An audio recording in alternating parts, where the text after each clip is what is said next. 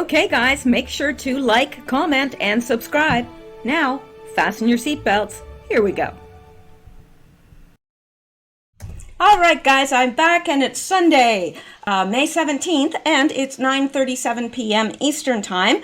Well, we're going to get caught up tonight with the news and hopefully the Q posts as well. I'm going to start with the news first, and if I'm able to do another video, which I certainly hope I am, then I will catch up with the Q as well, at least up until today, because Q has been posting nonstop today, and there's not even a chance that I'll get caught up all the way to today.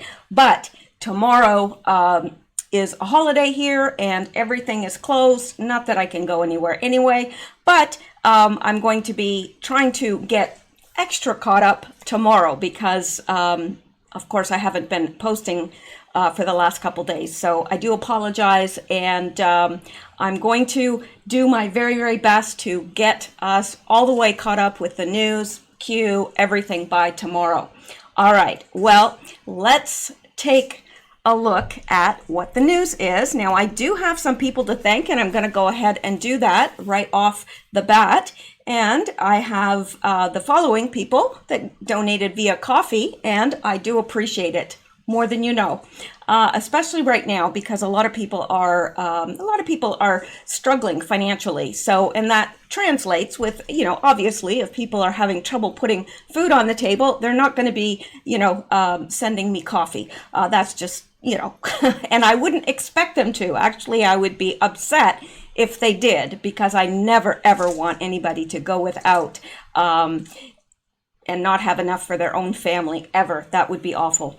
So let's thank the following four people: Lee Schwab, Anon, Miss Dixie Crystal. I like that name, Miss Dixie Crystal, and another Anon. And Carrie Chappelle increased their donation amount on Patreon. Their, I guess their, what do you call that? Their pledged amount. That's it. Okay. Well, I'm still not back to 100% normal, so if I'm a little bit, you know, off today, you'll understand why. But let's just jump right in here. There's a lot of news. In fact, I could do 2 videos just on the news. Who knows? I'm just going to keep going until I can't go any further. How's that? All right. All right. This is the first item. Not in any particular order, but I think I've got some interesting stuff to share tonight. This from News Punch, where mainstream fears to tread. I like that tagline they have. Coronavirus testing program funded by Bill Gates is suspended by FDA. Now, you can see how far behind I am because this is from May 14th, but I do have some more timely items as well. But this is important if you haven't heard. The organizers of a virus tracking project funded by Bill Gates say their efforts are being paused while they deal with concerns raised by the Food and Drug Administration. The FDA has ordered SCAN, the Seattle Coronavirus Assessment Network, to stop screening for the virus, putting the program that has been providing hundreds of home testing kits each day on pause. The SCAN suspension comes just a day after Bill Gates praised the efforts in his personal blog. He wrote, "It has the potential to become an important tool for health officials seeking insights about the spread and behavior of the virus." RT reports, as of Wednesday, however, all links to the project's website redirect to a notice stating its operations are currently paused due to a conflict with the FDA.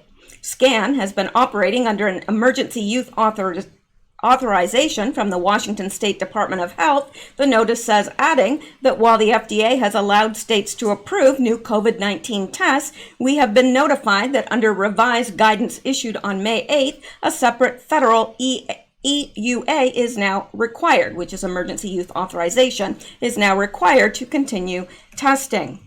The FDA has required additional information about scans at-home nasal swabs and seeks clarification on the project's testing of people who have not reported COVID-like illness. While the notice offered no timetable for when testing might go back online, it noted that SCAN is actively working to address the FDA's concerns and has been in contact with the agency since March. Spearheaded by 5 Seattle area healthcare organizations, the program, according to Gates, was meant to create a CV surveillance system by testing a sample of people in the Seattle region, both sick and healthy, in hopes of gaining insight into how the illness is moving through the community, who is at greatest risk, and whether the physical distancing measures are working.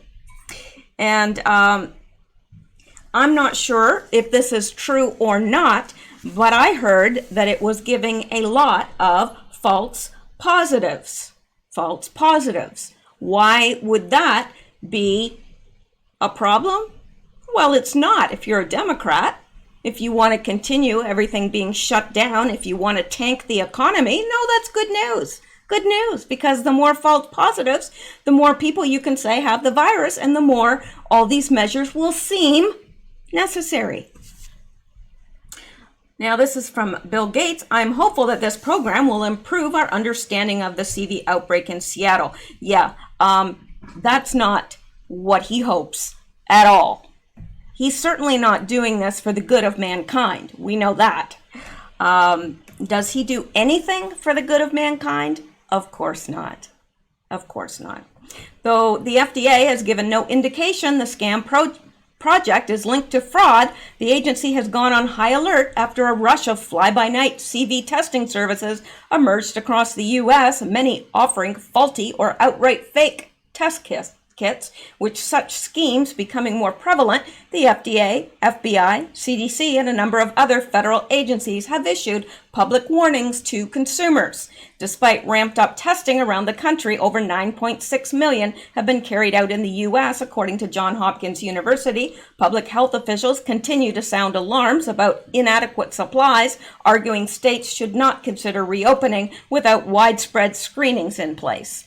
Yeah. That's what it's about right there.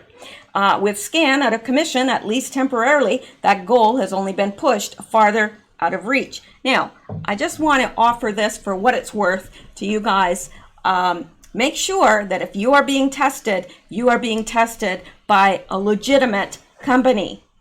Really, because there's a whole lot of false positives out there. And remember, they have a very good reason for wanting you to test positive. Then, if you're hospitalized, they get money. Then they put you on a ventilator, they get $39,000 per patient. Yeah, to me, that is too much of an incentive for them to find people that may not necessarily have anything wrong to them, but test positive. So there you go. For what it's worth, there you go. All right, now let's look at this.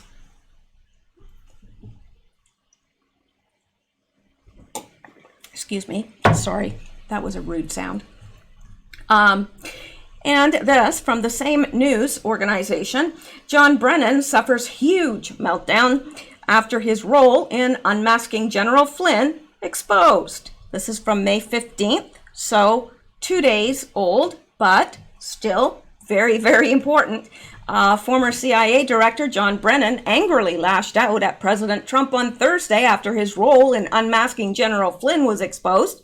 According to Brennan, who voted for a Communist Party candidate in the 1976 election during the Cold War, President Trump is a despot because the information about Brennan's role in the unmasking was made public. Can you imagine? Yeah, that's like, you murder somebody and then blaming the person that caught you, blaming the whatever investigator caught you. They're totally, they're a despot. They're a commie. They're whatever. Why? Because they caught you. Unbelievable. I honestly, if that was me and I had done something wrong, and now everybody knew about it, I'd be wanting to find a rock to crawl under somewhere. But then I have a conscience. John Brennan, not so much. CBS News reporter Catherine Herridge obtained the list of Obama officials who unmasked General Flynn and released it to the public on Wednesday. The names on the list won't surprise anybody who's been paying attention for the past few years. Vice President Joe Biden, former CIA Director John Brennan, Samantha Power, former DNI Chief James Clapper, but he's not clapping now, former FBI Director James Comey, corn, ready to be cut. And confirmed deep state operatives appeared on the list. Brennan is furious about his role in the unmasking. General Flynn being made public, and the former communist lashed out at Trump on Thursday morning. Well, of course he did. Donald Trump's propaganda and disinformation machine, which operates according to a despot's playbook, is the most aggressive and odious in history. I can just see him saying that. It's the most aggressive and odious in history. It far suppresses even Russia's ability to trample the truth, harm U.S. security, and undermine America's reputation worldwide. Like, does he really think anybody's buying that? He must. He must be that far gone that he thinks people are going to buy that. What's the matter with him? Really? Brennan, President Trump's propaganda and disinformation machine, which operates, okay, we just read that. GW report, it's also revealed that Brennan had intel saying Russia wanted Hillary Clinton to win the 2016 election because she was more corrupt and malleable than Donald Trump. But Brennan suppressed the intel that suggested Russia wanted Hillary to win and ran with the narrative that all 17 intel agencies concluded Russia wanted Trump to become president, which wasn't even a little bit true, because it wasn't 17, it was 2, and those 2 had reason to run with that because they were trying to frame Donald Trump. They were trying to take down a duly elected president. That's never been, to my knowledge, that's never been attempted before. Anyway. But Brennan suppressed the intel, okay, where are we here, and ran with the narrative that all 17 intel agencies concluded Russia wanted Trump to become president, which doesn't even make sense, does it? Because they'd already been wheeling and dealing with Hillary when she was in the State Department, right? I mean, she sold them 20% of the uranium, of U.S. uranium. She did all these pay-to-play, special access programs. Why would they want Trump to win over Hillary, who doesn't have a shred of decency? She would sell out the United States for a nickel, and the lives of the U.S. citizens mean nothing to her. Absolutely nothing. Anyway, the IG report released in December of 2019 confirmed John Brennan did indeed rely on phony dossier for the ICA report on so-called Russian interference in the 2016 election. And of course, you and I know there wasn't any. John Brennan claimed in May 2017 testimony under oath that Hillary's phony dossier didn't factor into the Intelligence Committee's assessment report on Russian interference of the 2016 presidential election. Liar. Brennan told Trey Gowdy during his testimony when asked if the CIA relied on the dossier, no, because we didn't. What an answer is that? What kind of answer is that? Did you rely on the dossier? The phony dossier? No, because we didn't. Oh, it wasn't part of the corpus of intelligence information that we had. It was not in any way used as a bias for the intelligence community assessment that was done. It was not. It was not. On page 179 of the IG report, Comey told IG investigators that he remembered having numerous discussions with John Brennan, where the former CIA director said the dossier was important enough to include in the ICA. Comey confirmed that, yes, The dossier was part of the corpus of intelligence information the agency had. The core of the ICA report matches the central findings in Hillary's phony dossier. For Brennan to claim the dossier wasn't used for their findings is absurd. It's a blatant lie.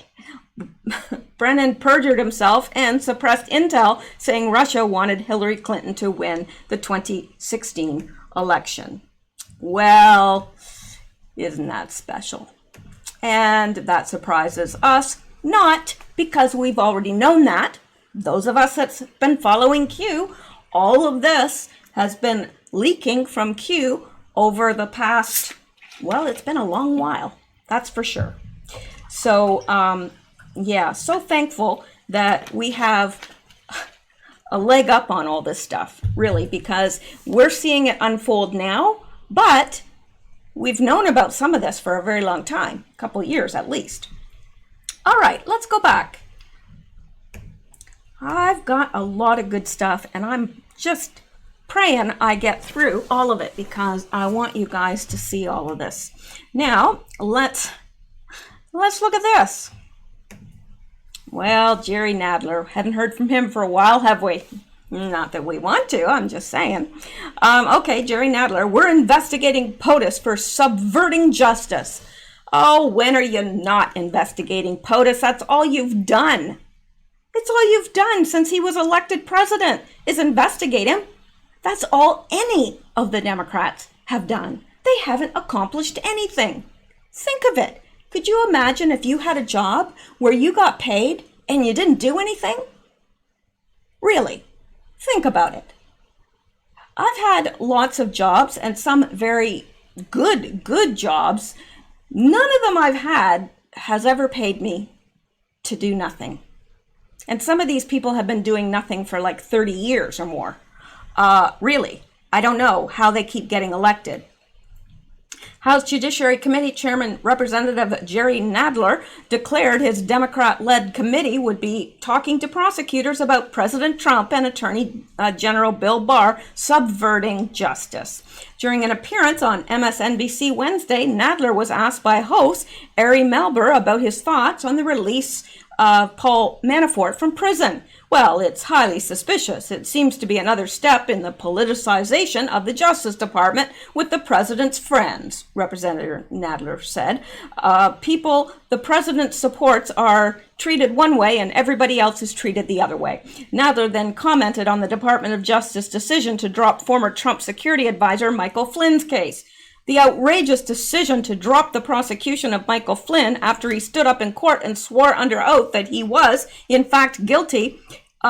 This is unprecedented, and we have a real problem with the Justice Department being subverted and politicized to be the personal agent of the president instead of the Department of Justice of the United States. He is so full of crap. He even looks like he's full of crap, doesn't he? I mean, to me, he does. And here's the thing. I mean, they should never, first of all, he never should have been brought into this in the first place because he didn't ever do anything wrong and his name should have been covered. You know, it should have been masked. It should never have been unmasked in the first place. I mean, anyway, Breitbart reports on Bill Barr. Nadler said he had agreed to come in and testify before the committee on March 31st, as you pointed out, and that was put off. We've been in communication with them, and now that the District of Columbia has expanded the stay-at-home order until June 8th, we expect to see Barr in front of our committee on June 9th, the very next day. Well, you can just expect all you want. Coochie coochie coo. I'm sorry, he just really bugs me. Like really. Have you seen this man eat? Like, do you remember when I showed you the video of him eating breakfast? He was doing an interview. Yes, I'm taking off my socks, gosh darn it. And why shouldn't I? I'm in my own home. There they are. Okay.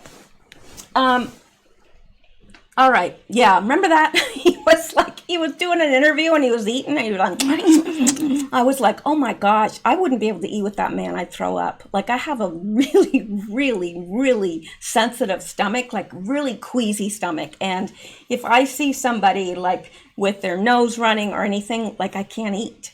It's awful, but I'm just saying, if I had to eat with Jerry Nadler, I'd be a very, very thin person. Very. All right.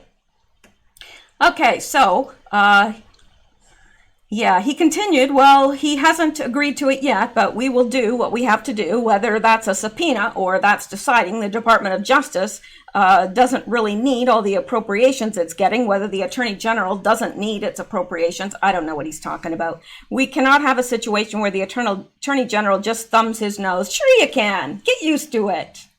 Yeah, well, who knows by then what's going to happen, because these guys are in a peck of trouble, And even though we're not going to hit on the Q post from today, there is a post that lays it out over the next, I think it was 8 weeks about, anyway, we'll get to that. Let's get out of this, because who cares about Jerry Nadler? I don't know if I'm going to be able to eat again for the next couple days, even just after looking at him. Seriously, I'm not joking. I know you probably think I'm joking, but there's some people that, I don't know, I've got a queasy stomach, I'm telling you. Okay, here we go. Daily Mail, and this is interesting as well. Hackers who stole secret files from celebrity lawyer double their ransom to $42 million and threaten to reveal dirty laundry on Donald Trump. Why doesn't anybody ever threaten to reveal clean laundry? I'm just saying. Why is it always dirty laundry? Okay.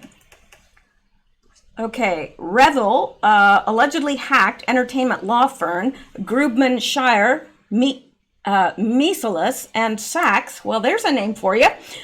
Firm represents stars including Lady Gaga, Lizzo, whoever that is, Mariah Carey, and Madonna. The hackers claim to have dirty laundry on President Donald Trump, sources say. Hackers who targeted a top law firm posting purportedly secret documents naming A-list celebrity clients have doubled their ransom to $42 million. It has been claimed notorious hacker group Revel, allegedly from Eastern Europe, are said to have stolen private emails, contracts, and personal details from New York-based entertainment law firm Grubman Shire, Mishel and Sachs. Oh, this website they just absolutely hound you to death with ads. Now I've been looking for places in Georgia. That's all I get everywhere I go. Anyway. Hackers who targeted, okay, I just read that, and I'm not going to read it again, because why would I? The firm represents stars including, okay, we read that too. So in the hackers' latest threat, they claim to have dirty laundry on Donald Trump, even though the president has never been a client of the firm, a source says. According to page 6, Revel posted a message on Thursday which said the ransom is now $42,000. The next person we'll be publishing is Donald Trump. There's an election going on, and we found a ton of dirty laundry on time. They added, Mr. Trump, if you want to stay president, poke a sharp stick at the guys. Otherwise, you may forget this ambition forever. And to your voters, we can let you know that after such a publication, you certainly don't want to see him as president. The deadline is 1 week. Yeah, that is sickening.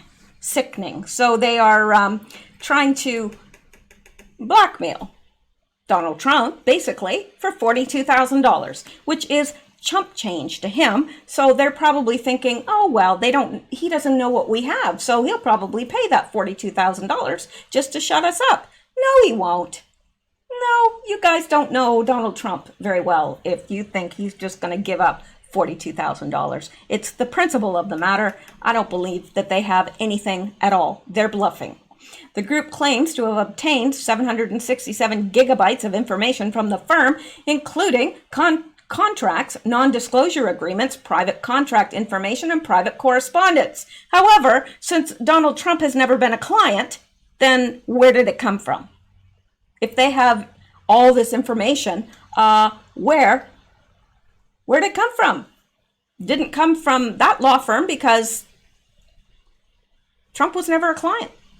Anyway, they have also encrypted backups and will only provide a means to access them if the company pays out.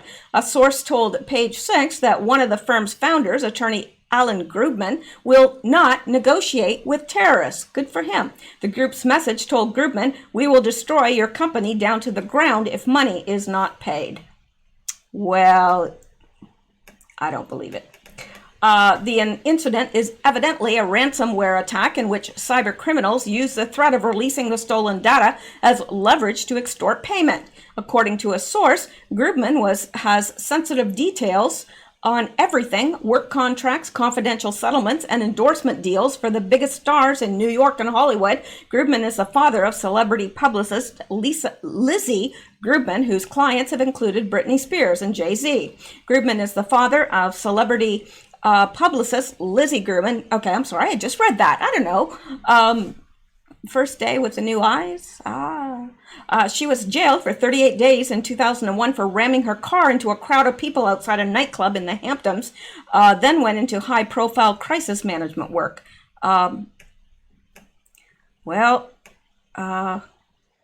She looks like her father. It's the only nice thing I can say. All right. So there you go. So I don't know what's going to happen with all of this, but it's interesting. Revel posted excerpts of a contract related to Madonna's recent Madam X tour. The July 2019 contract is said to be one for a crew member and contains the person's social security details. Just think of Olivia Pope in Scandal, but for Hollywood, she told the New York Times in 2016, "I do divorces, I do arrests, and cop situations when someone is resigning or getting fired." According to cybersecurity firm Emisoft, the group posted excerpts of a contract related to Madonna's recent Madam X tour. The July 2019 contract is said to be one for a crew member and contains the person's social security details. The group posted a contract signed by singer Christina Aguilera and another artist she worked with in 2013. Another document related to the rapper Lizzo reportedly emerged as well. A release from Revel shows a list of files with the names of celebrities, including Bruce Springsteen, Barbra Streisand, Bette Midler, and Mariah Carey. The hackers also claim to have obtained files pertaining to other past and present clients, including singers Nicki Minaj, Mary J. Blige, Jessica Simpson, and Ella May, NFL player Cam Newton, actress Priyanka Chopra, and Indina Menzel, and rap group Run DMC. So there you go. That is what they're claiming to have, that they have these, including Donald Trump, and they are wanting money. So I don't know, but personally, I don't believe it. I don't believe that they have this information on Donald Trump. I don't, because he wasn't even a client of the law firm that they hacked. So why would there be information there about Donald Trump? I think that it is just... they're wanting people to think that there is this information out there that's so detrimental to him. I don't believe it. All right. You can if you wish, but I think I'll decline from believing it. Okay, now let's look at this. Nolte, sexual misconduct allegations against Joe Biden extend to female Secret Service agents. Well, does it really now? Yes, I heard he liked to swim nude in front of them. Joe Biden's numerous sexual misconduct allegations extend to his creepy and abusive behavior in front of female Secret Service agents. reports Ron Kessler of the Washington Times. Kessler, who wrote about the Secret Service in a book titled The First Family Detail, discovered that while former First Lady Hillary Clinton is the most reviled among Secret Service agents, former Vice President Joe Biden comes in at a close second. One of the reasons he was so disliked was his creepy habit of stripping down naked in front of female Secret Service agents to go for a swim. Mr. Biden's lack of consideration was even more stunning when it came to female agents, Kessler writes, who were offended that the vice president bizarrely swam naked in front of them, often daily at his pools, at the vice president's residence in Washington and his home in Delaware. Daily. He put his perv show on almost every day. While Secret Service agents have nothing but nice things to say about the Obamas and Trumps, who are consistently considerate of those protecting them, Biden was consistently thoughtless. With just a few moments' notice, Biden would decide to fly home to Delaware, disrupting any plans the agents might have had. This turned their personal lives into nightmares. It's tough on people's families, lives, and marriages, a Secret Service agent told Kessler. Because of the fluid schedule, we don't have the manpower to allow any time for firearms requalification or physical fitness training. Biden likes to be revered every day, Biden likes to be revered as Everyday Joe, and that's his thing, a second agent added. But the reality is no agents want to go on his detail because Biden makes agents' lives so tough. Think about the kind of sick pervert who would, without her consent, expose himself to a female Secret Service agent. If you want to talk about a man abusing his power, how about the Vice President of the United States parading around naked in front of helpless female Secret Service agents who have no agency to push back? They just shut up and take it from a jerk they're willing to take a bullet for.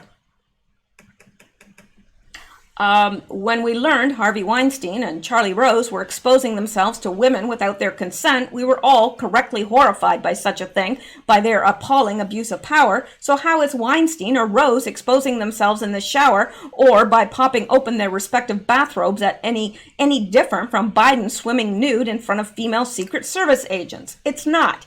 This unbelievable creep has not only been credibly accused of violent sexual assault, has not only been hit with 7 other accusations of unwanted touching and kissing, but we have video after video of him pawing women and children, making them visibly uncomfortable in public with his unwanted kisses and hair sniffing. There is something terribly, unforgivingly wrong with rapey Joe Biden. Well, yeah, that's an understatement. There is something wrong with him. Really, really wrong. And I don't even think that, I think it's so natural to him, that his abuse is so natural that he doesn't think anything of stripping off in front of females and going for a swim. He probably thinks he's well endowed or has to prove himself to be a man. I don't know, but it's disgusting. It's absolutely disgusting. And this man has no business in the White House. No business. He has no business working around women, period. All right. Let's go back now, because there's more. Sure, there's more. Of course there's more. There's always more. Now, let's look at this. Oh, he's something else. You think you got it bad? I can't wait to get back to the United States. I can't wait. Trudeau government pulls funding for human trafficking victims. Shouldn't be surprising. He's in it neck deep. Canadian women's organizations working to support women and girls who have been sexually exploited by men say that Justin Trudeau's Liberal government will not renew federal funding. Programs will close as a result. This clearly signals that the Prime Minister, a self-identifying feminist, considers, I think it should say a self-identifying female, but who am I? Considers female victims of male violence and exploitation unworthy of help. He is content to throw these hidden victims to the wolves. Megan Walker says trafficking programs close across Canada. Justin Trudeau tells us to be patient and wait as government consults.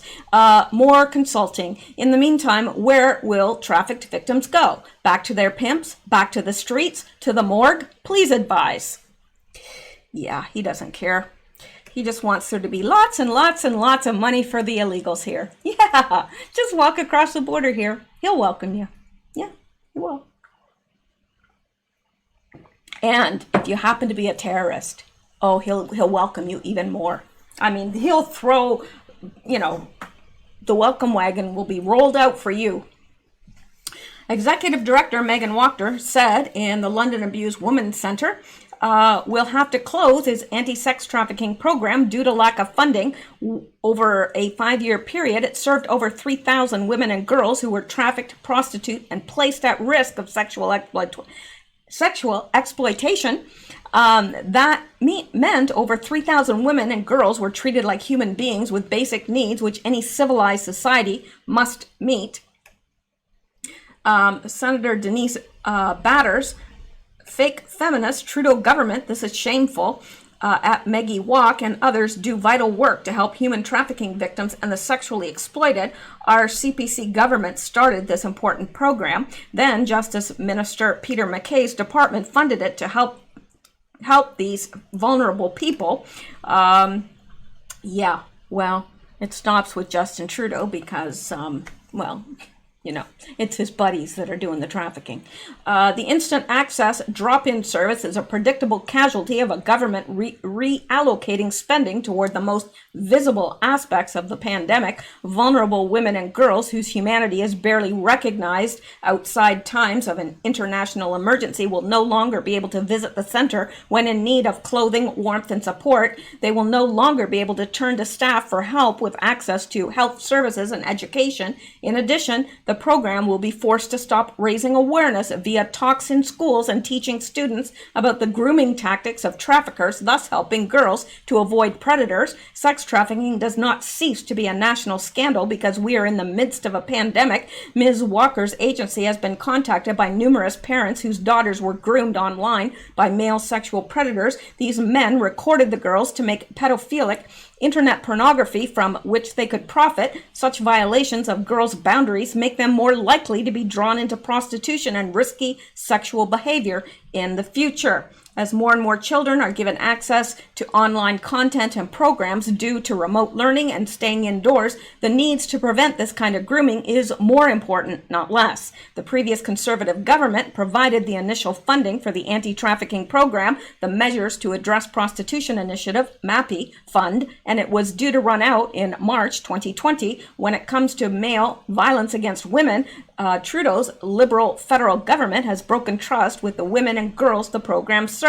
This will not be forgotten. Rachel Rappaport, speaking for the Justice Minister, and Marie Pierre-Baril, speaking on behalf of the Minister of Women and Gender Equality Issues, a joint statement, it stated that the federal government remains committed to its national strategy on human trafficking. In September 2019, it announced $75 million investment in the strategy. However, 9 agencies across Canada providing services for trafficked and exploited women and girls have been told there is no more money to support their programs and likely won't be for several months. Okay, well, I'm not going to get any more into that, but not surprising at all. This guy has to go. Has to go. He is a criminal. He's a criminal. I mean, bona fide. All right, and let's continue on here. And I'm going to skip that. Now let's look at this.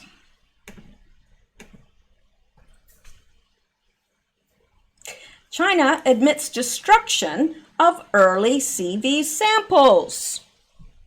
You don't say. Chinese National Health Commission official Liu Dengfeng admitted on Friday that his government did indeed destroy early samples of the Wuhan CV, as has long been alleged by skeptics. Liu claimed this was done to prevent the risk to laboratory biological safety and prevent secondary disasters caused by unidentified pathogens. The South China Morning Post noted the critics, such as U.S. Secretary of State Mike Pompeo, have criticized the Chinese Communist Party for refusing to provide samples to the international medical community when the Wuhan outbreak began in late 2019 and for destroying those samples. Liu insisted there was nothing nefarious about the destruction. Okay.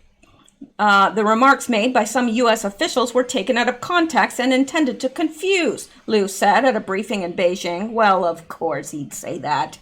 When the pneumonia-like illness was first reported in Wuhan, national-level professional institutes were working to identify the pathogen that was causing it, Liu said. Based on comprehensive research and expert opinion, we decided to temporarily manage the pathogen causing the pneumonia as Class 2, highly pathogenic, and imposed biosafety requirements on sample collection, transport, and experimental activities, as well as destroying the samples, he said. Yeah. This is a great place for a collective eye roll. Wait, that wasn't, I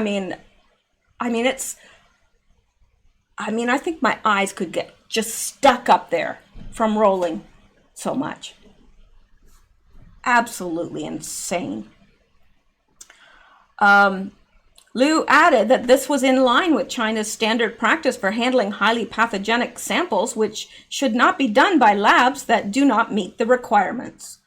The South China,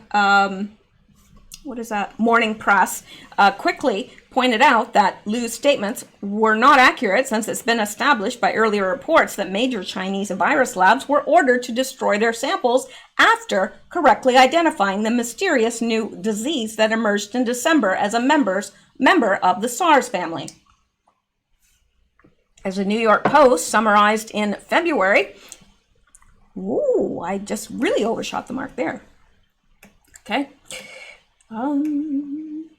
In late December, several genomics companies tested samples from sick patients in Wuhan, the center of the CV outbreak, and noticed alarming similarities between their illnesses and the 2002 SARS virus, the Sunday Times of London reported, citing Chinese business news site Caixin Global. The researchers alerted Beijing of their findings, and on January 3rd received a gag order from China's National Health Commission with instructions to destroy the samples. Rather than hunkering down to contain the virus, Wuhan officials went ahead with their annual potluck dinner for 40,000 families. Isn't that special? The alleged cover-up continued when representatives from the U.S. Centers for Disease Control and Prevention on January 8 visited Wuhan, where officials intentionally withheld information that hospital workers had been infected by patients, a telltale sign of contagion. News of the virus' highly contagious nature didn't surface publicly until January 20th. Wuhan was locked down and a mass quarantine ordered 3 days later. In early May, a leaked Western intelligence document described Chinese laboratories deliberately destroying evidence that the coronavirus could be transmitted between humans, including virus samples, during the early weeks of the outbreak, when the CCP was eager to conceal that dangerous information. The document described China's actions as an insult to international transparency. The U.S. Department of Homeland Security, DHS, reportedly produced an analysis at roughly the same time that said China wanted to keep the rest of the world from knowing how contagious the coronavirus was, because Chinese companies were frantically buying up medical supplies and protective gear from other countries and would have encountered difficulty making those bulk purchases if other countries understood how rapidly the virus could spread. The South China Morning Press reported that Chinese National Health Commission officials on Friday also denied multiple statements by World Health Organization officials that they had been refused access to Wuhan and its Virology Institute, the lab frequently discussed as a possible source of the outbreak. The WHO has never made a request to visit a certain laboratory, so the statement that WHO was denied a visit to the Wuhan laboratory is untrue, said senior Chinese official Li Mingzhu, the Wall Street Journal, reported on Tuesday that the CCP is still stalling investigations into Wuhan, its notorious virus-spreading wet markets, and the Wuhan Institute of Virology. Eyewitnesses in China confirmed they gathered data and physical evidence from Wuhan in December that is still hidden from the world by the Chinese government, despite its constant claims of transparency and cooperation. The Chinese National Health Commission pointedly refused to answer the Wall Street Journal's questions about this evidence, responding with CCP political boilerplate about how the virus should not be linked to any particular country, region, or people, and all nations should join forces and work together rather than blaming each other and shirking responsibility. Gee, I wonder if they'd say that if the U.S. was responsible. Oh, they wouldn't be saying that at all. The Wall Street Journal also noted that despite China's denials that it has stymied World Health Organization investigations, WHO officials confirmed that investigative data long promised by China still has not been delivered to the organization, and China is indeed still thwarting efforts by international investigators to visit the outbreak area in Wuhan. Yeah, transparent, not so much. Not so much. All right. And there's more. There's always more. All right. Oh, let's look at this, shall we? Of course we shall. And we must. Chinese-born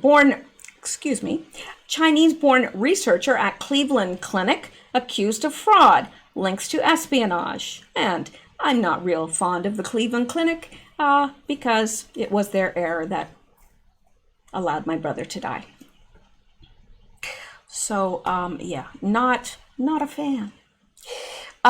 Chinese-born researchers at Cleveland Clinic accused of fraud, links to espionage. The FBI announced on Thursday that it has arrested Dr. Qing Wang, a longtime employee of the famed Cleveland Clinic, on charges of fraud for accepting grants from the National Institutes of Health without disclosing that he was simultaneously working for a Chinese university. This is not a case of simple omission. Dr. Wang deliberately failed to disclose his Chinese grants and foreign positions, and even engaged in a pervasive pattern of fraud to avoid criminal culpability, said Eric B. Smith, FBI special agent in charge of the Cleveland office. As alleged in the complaint, this defendant misled the National Institute of Health about support he received and research he conducted in the People's Republic of China, said Justin Herdman, U.S. Attorney for the Northern District of Ohio. Federal law enforcement remains vigilant to fraudulent claims for support for any researcher who fails to disclose support from foreign governments and competing research interests in other countries. Robert R. Wells, acting assistant director of the FBI Counterintelligence Division, made the espionage connection, saying, as this case demonstrates, Chinese government-supported talent plans continue to encourage people, regardless of nationality, to commit crimes such as fraud to obtain U.S. taxpayer-funded research. Wells was referring to China's Thousand Talents program, a Chinese Communist Party initiative to recruit promising foreign academics who can give Communist China access to the best science and technology developed by free nations. The Thousand Talents program is under aggressive investigation by the FBI and Congress. The FBI has described the program as non-traditional espionage. Dr. Wang was born in China but has been a naturalized U.S. citizen since 2005. He has been associated with the Thousand Talents program since 2008. A specialist in genetics, neurology, and cardiovascular disease, he was affiliated with Cleveland Clinic from 1997 until the clinic fired him for failing to disclose his Chinese connections. Cleveland Clinic has cooperated fully with NIH and with federal law enforcement as they conducted their own investigations into these same subjects and will continue to do so, the clinic said in a statement quoted by Reuters on Thursday. According to the FBI criminal complaint against Wang, he received about $3.6 million in grants from NIH without disclosing that he also held the position of dean at the College of Life Sciences and Technology at Huizhong University of Science and Technology in China. Some of the grants Wang obtained from NIH were for the same research he was conducting at HUST with funding from Communist China's Natural Science Foundation. Yeah, very, very interesting. Now, I'm not going to read this further because you can see, but this is more widespread than you would imagine. Really, it really is. And I'm reading more and more about this. So, yeah. Anyway, let's go back now. Now, it is 10:26, so I'm coming up on an hour, but my gosh, I've got so much left. I'm going to try and just go through a couple more items, and then I'm going to break, and I'm going to do another video. And I think what I'm going to do is I'm going to do another news video because I would like to finish some of this, and I think it's important. I think some of this stuff is really important. So that's what I'm going to do. And maybe, who knows, maybe after I've done the second one, I'll be able to do the third because I do know we have to get caught up with the Q post. I started last night, believe it or not. I got about halfway through and I had to stop because I had lava guts. That's what I had. I had the worst stomach ache in the I don't know, I'd like to say in the history of the world. I mean, my stomach was so bad, I was like rolling around. Oh, please. I was literally praying, Jesus, help me. I don't know what it was, but whatever it was bad. All right. Now, this is a tweet by Donald J. Trump. Thank you to all of my great keyboard warriors. You are better and far more brilliant than anyone on Madison Avenue ad agencies. There is nobody like you.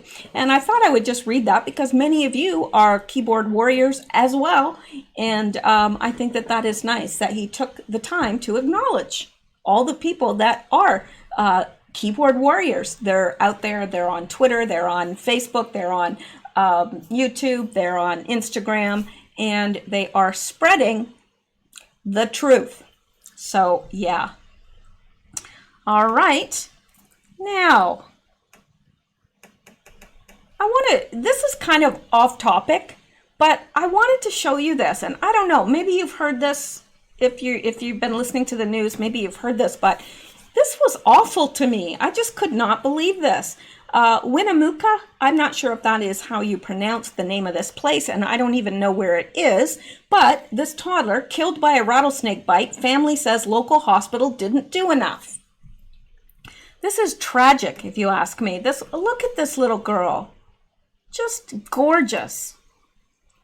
Nevada. It's in Nevada. Mike and Carrie Johnson of Winnemucca, please correct me if I'm wrong because that doesn't sound right, are demanding change after their 3-year-old daughter, Alyssa, died from a rattlesnake bite over the weekend. In Humboldt County, we need a real hospital here, one that actually has good training, says Carrie. The Johnsons were walking near their home on Saturday when Alyssa was bitten. Her father rushed her to Humboldt General Hospital, where they say she was denied anti-venom treatment for 3.5 hours. And I mean, look at the size of her little body. I mean, she can't go 3 hours without it. Oh my gosh. Anyway, her father rushed her. They said she was denied for 3.5 hours. The family claims doctors said she didn't need anti-venom and was stabilizing. They were not out, says Mike. They had it. They told us both they had it and that she didn't need it.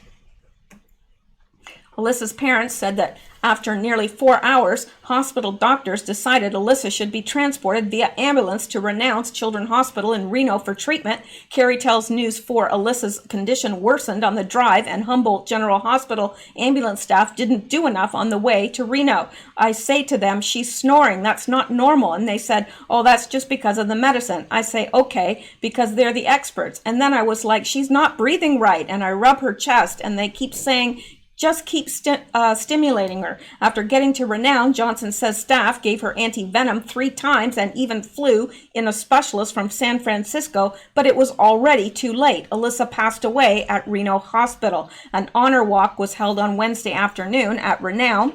Now Alyssa's parents are weighing actions against Humboldt General Hospital. They say changes and better training are a must. We're hearing too many stories of how horrible it is, says Carrie. When we moved from Nampa, Idaho, everyone told us, do not get a doctor here. Go to a pediatrician in Reno. The family has decided to have Alyssa's organs cleaned through dialysis so doctors are able to save them and donate them to other children. Residents from the Winnemucca community held a rally outside the Humboldt General Hospital Friday to demand changes. News 4 reached out to Humboldt General Hospital for comment multiple times, but have not heard back. I don't know, and of course, I'm no expert on snake venom or, anti-venom. I don't know, what would be their excuse for not giving it to a child that was clearly bitten? I don't understand. Is it extremely expensive? Who cares? Any amount of money to have that gorgeous little girl back on Earth. I mean, can you imagine how her parents must feel? And I'll tell you something.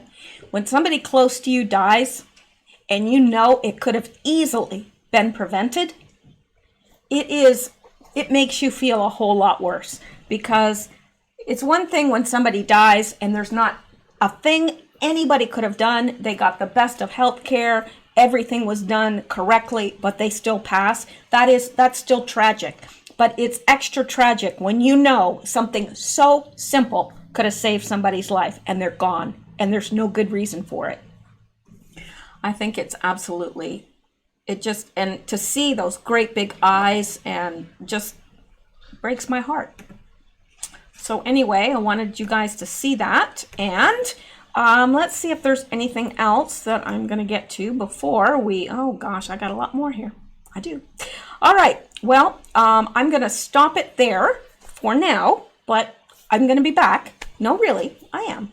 So let me get this uploaded because it takes forever for it to, what do they call that? Process. It gets uploaded really fast. It gets uploaded in like 2 minutes, and then it just sits there and processes while they make sure that you haven't said anything that's against, the narrative. All right. So that's it. And I hope to see you again soon, because I'll be back. All right, guys, you stay safe, stay well, stay blessed, and keep seeking truth. And I hope that you seek truth here, because I like having you here. Okay. Good night, guys.